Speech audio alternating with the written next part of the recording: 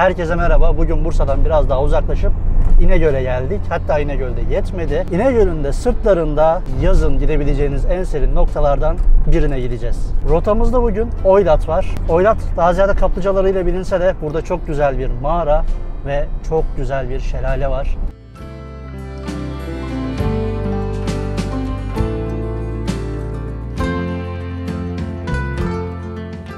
Zaman biraz geriye çekilir. Gürültü azalır, nefesin değişir. Kalbin başka bir ritimle atmaya başlar. İşte böyle bir yol burası. İnegöl'ün dağlarına doğru kıvrıla kıvrıla uzanan bir vadinin içi.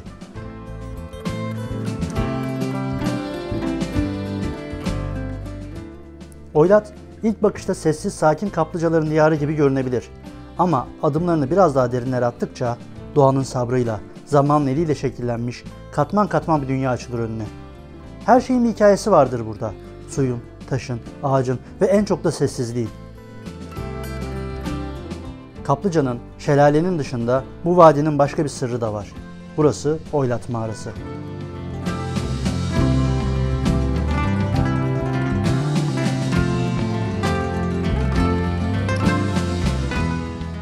Dışarıdan bakıldığında sıradan bir kaya oluşumu gibi görünebilir. Ama içeriye girdiğinde bambaşka bir dünya karşılar seni. Serin, nemli ve gizemli bir atmosferde yaklaşık 750 metre uzunluğunda 2 katlı bir mağara burası.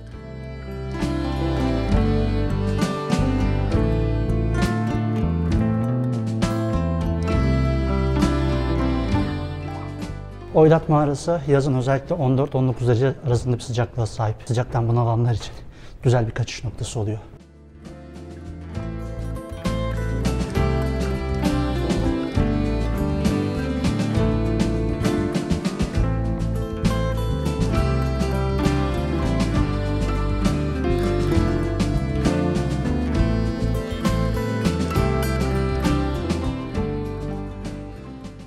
Duvarlarında zamanın izleri var. Damla taşlar, sarkıtlar, dikitler, binlerce yıl boyunca biriken minerallerin sabrıyla şekillenmiş doğa heykelleri gibi. Her biri doğanın bir sanat eseri.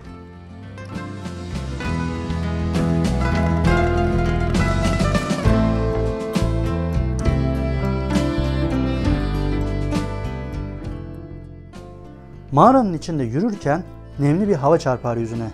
Zihninde çok eski çağlara, belki insanın bile henüz buraya uğramadığı zamanlara ait görüntüler belirir.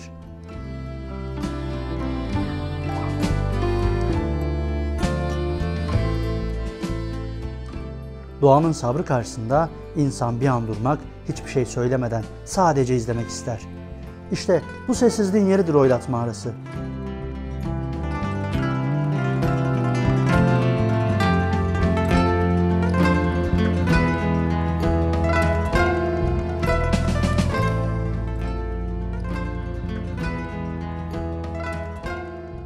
Burayla ilgili şu uyarıyı da yapmak lazım. Buraya gelirken mutlaka rahat ve kaymaz bir spor ayakkabıya ihtiyacınız var. Şu an mağaranın bittiği noktaya geldik. Mağaranın bittiği yerde böyle görünüyor.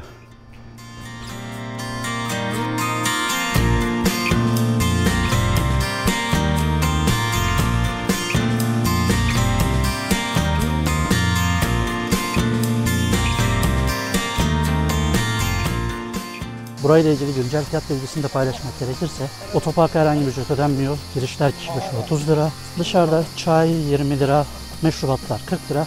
Ama yazın sıcağında gerçekten rahat rahat çay içebileceğiniz güzel yerlerden birisi burası.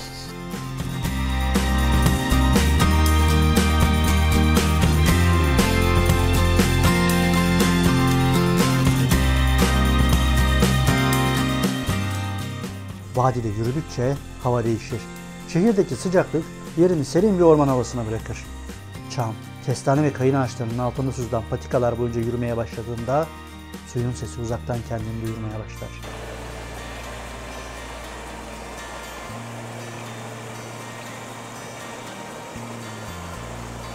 Bu videoyu Temmuz ayının ortasında çektiğim için bugün size kaplıcalardan sadece bahsedeceğim. Belki bir kış günü kaplıcaları da ziyaret ederiz. Buranın kaplıcalarının hikayesi aslında dönemin Tekfur'un kızıyla başlıyor. Rivayete göre Bizans döneminde İnegöl'de hüküm süren bir Tekfur'un kızı ağır bir hastalığa yakalanır. Hekimler çaresiz kalır. Baba kızını bu vadiye, doğanın ellerine bırakır. Yatağını bu ıssız yere kurarlar. Kimse umutlu değildir. Burası artık onun ölü yatağı olacaktır. Ama doğa başka bir karar vermiştir. Zaman geçer, günler haftalar birbirini kovalar. Her gün bu suyla yıkanan kız iyileşir. Sonra yeniden ayağa kalkar. O günden sonra bu bölge ölü yatak diye anılmaya başlar. Hikaye dilden dile anlatılırken bazı versiyonunda kıza burada ölyat dendiği de anlatılır. Zamanla dilden dile dolaşırken bu kelimeler birbirine karışır ve sonunda buranın adı Oylat olur. Bugün Oylat yalnızca bu efsaneyle değil, sahip olduğu doğal güzelliklerle de insan içine çeken bir yer.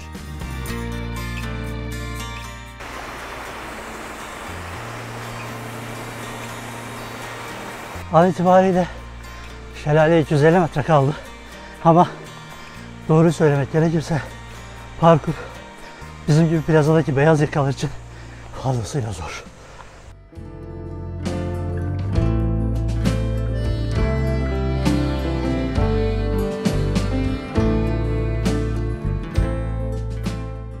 Oylat Şelalesi sessizliğin içindeki ilk çarpıcı görüntü olur.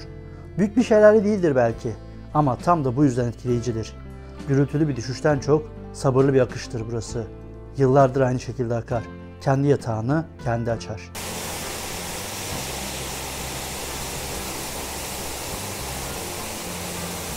Şelaleye giden yol boyunca küçük ahşap köprülerden geçersin. Zaman zaman dar patikalar çıkar karşına.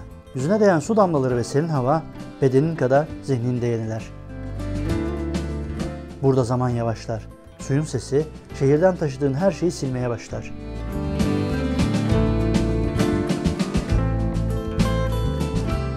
Oylat Vadisi'nde yürürken sadece doğayı değil, doğanın insanla kurduğu bağı da görüyorsun.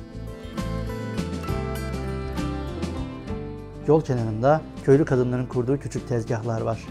Dağ çileği, şeftali, yaban mersini, el yapımı sabunlar ve niceleri. Hepsi bu toprakların kokusunu taşıyor. Konuşmalar yavaş, yüzler gülümsüyor. Ve vadiyi terk ederken ister istemez bir sessizlik düşüyor içine. Sanki bu vadi insana fazla konuşmamayı öğretiyor. Yavaşlamayı, beklemeyi, hissetmeyi. Suyun sabrını, mağaranın sessizliğini taşıyorum içimde. Bu yolun bir hikayesi vardı.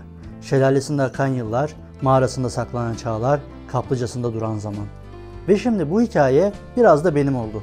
Eğer siz de kalabalıktan biraz uzaklaşıp doğanın yavaş ritmini dinlemek isterseniz Oylat'ta bu hikayeye bir adım atın.